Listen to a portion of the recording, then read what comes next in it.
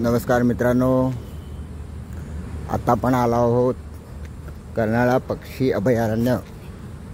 आता आपण इथे सुरुवात केलेली आहे. असे निसर्गरम्य वातावरण या ठिकाणी आहे, तुम्ही पाहताय.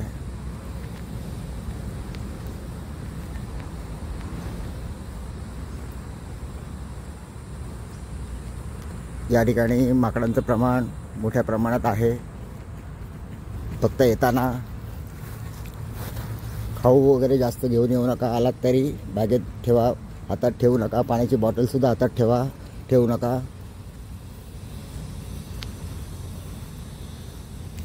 तसं ते आपल्याला काही त्रास देत नाही आहे.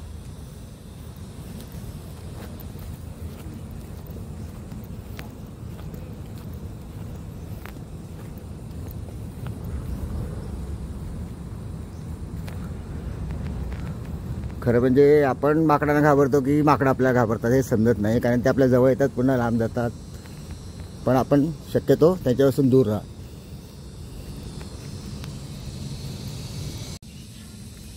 मित्रांनो, तुम्ही बघताय समोरील दृश्य फारच सुंदर असं निसर्गरम्य असं हे कर्नाळा पक्षी अभयारण्य आहे. आणि इथूनच आपल्याला पुढे कर्नाळा किल्ल्यावर जायचा रस्ता आहे.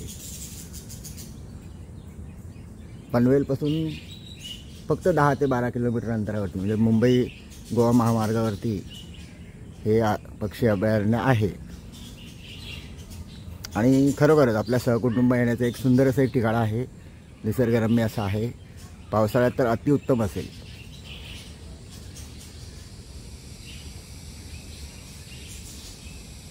तुम्ही पाहताय माझ्या चारी बाजूला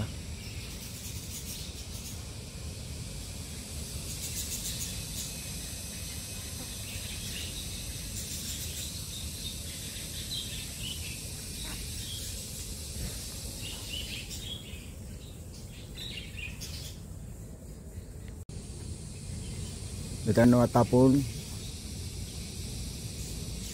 यापुढे किल्ल्याच्या दिशेने जात आहोत. ह्या किल्ल्याबद्दल थोडीशी ह्याची रचना जाणून घेऊया. हा आपल्या हाताच्या अंगठ्यासारखा दिसणारा, लांबून दिसणारा, अगदी तुम्हाला पनवेलपासून सुद्धा हा सुळका दिसतो. निसर्गाचा वरदस्त लाभलेला असा हा सुंदरसं निसर्गरम्य असं हे अभयारण्य आहे. या ठिकाणी तुम्ही पाहताय विविध प्रजातीच्या पक्षी आहेत.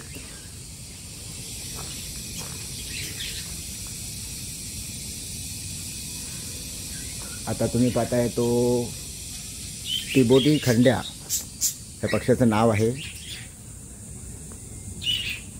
त्यांच्यासाठी असे वेगवेगळ्या प्रकारचे पिंजरे बनवलेले आहेत.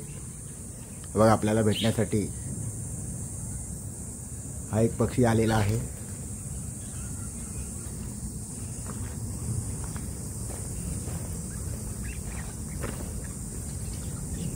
आपल्याला ह्या जाळीमुळे व्यवस्थित चित्रीकरण करता येत नाही आहे, पण सुंदरसे असे छोटे छोटे पक्षी या ठिकाणी आहेत. खरं म्हणजे सविस्तर या ठिकाणी त्यांनी माहिती द्यायला हवी होती, पण ते आपण नंतर सर्च करून बघू शकतो. बरेचसे पिंजरे खाली दिसत आहेत. हा बघा, एक लांडोर बघा, तुम्हाला दिसते का?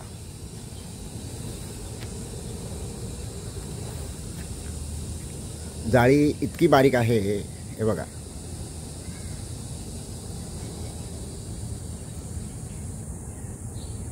आपल्याला भेटायला आलेली आहे,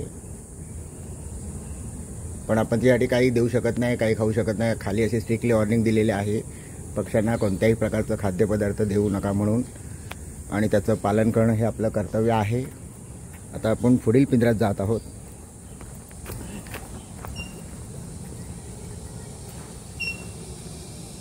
या पिंजऱ्यामध्ये एक छानसा आवाज येतोय एका पक्ष्याचा. हो, पक्षी नाही आहे, आपले ससोबा या ठिकाणी निवांत बसलेले आहेत.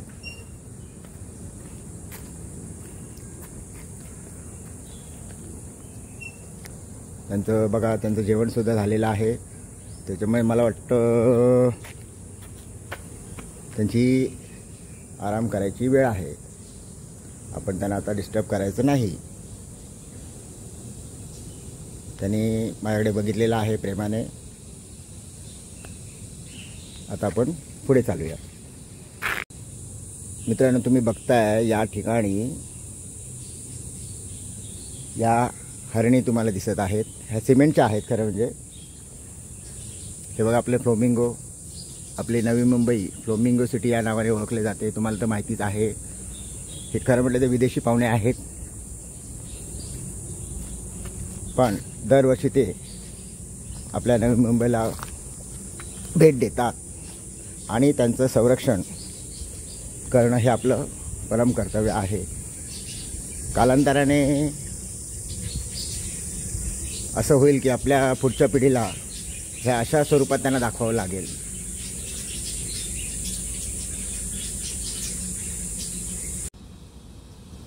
मित्रांनो, तुम्ही पाहताय या ठिकाणी निसर्गरम्य अशा या अभयारण्यामध्ये ठिकठिकाणी आपल्याला प्रत्येक गोष्टीचं त्यांनी महत्त्व सांगितलेलं आहे.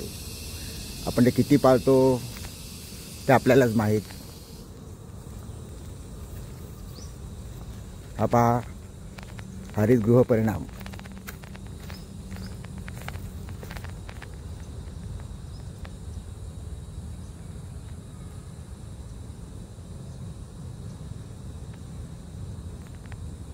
आपण हरित वायू उत्सर्जित करणारे 1, 2, 3, 4 चौथ्या क्रमांकावर आहोत.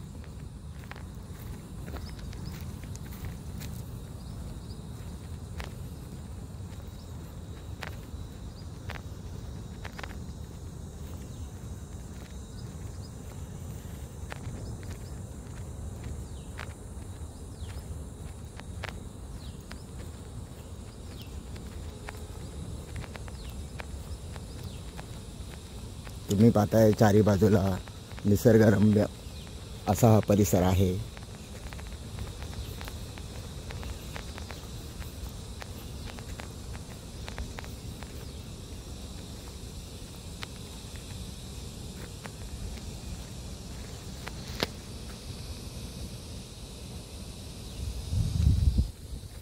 खरं म्हणजे ठिकठिकाणी यांनी झाडांबद्दल, झाडांच्या मुळांबद्दल, झाडांचं महत्त्व, झाडांपासून फायदे किती आहेत याचं या ठिकाणी सुंदरसं असं त्यांनी वर्णन केलेलं आहे. कारण जैविक संपत्ती हीच आपली खरी संपत्ती आहे. झाडामुळे आपल्याला प्राणवायू तर मिळतोच,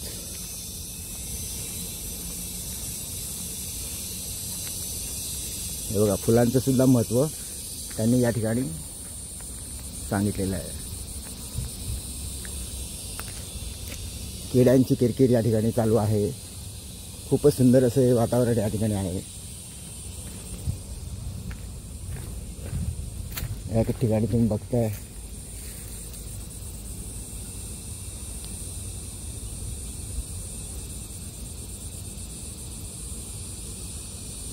हिरवी फुफ्फुसे. किती सुंदर नाव दिलेलं आहे बघा.